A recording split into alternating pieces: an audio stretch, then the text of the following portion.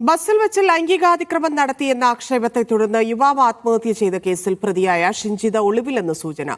പ്രതിയെ പിടികൂടി ശിക്ഷ നടപ്പാക്കിയാലേ മകന് നീതി ലഭിക്കൂവെന്ന് ദീപകിന്റെ മാതാപിതാക്കൾ പറഞ്ഞു. ബസ്സിൽ നിന്നുള്ള CCTV ദൃശ്യങ്ങൾ പോലീസ് ശേഖരിച്ചു.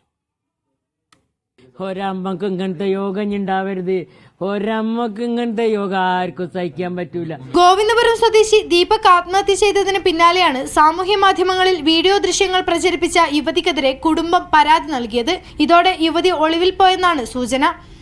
ഇവർക്കായി പോലീസ് തിരച്ചിൽ ഊർജിതമാക്കിയിരിക്കുകയാണ്. പ്രതിയെ എത്രയും വേഗം പിടികൂടണമെന്ന് ദീപകിന്റെ മാതാപിതാക്കൾ പ്രതികരിച്ചു.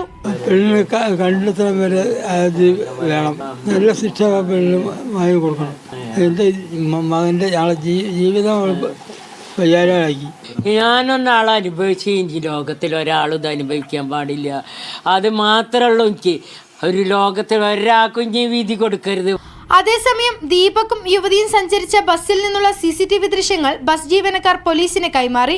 പയ്യന്നൂർ രാമന്തളി റൂട്ടിലോടുന്ന സ്വകാര്യ ബസ്സിലെ ജീവനക്കാരിൽ നിന്ന് പോലീസ് പ്രാഥമിക വിവരങ്ങൾ ശേഖരിച്ചു.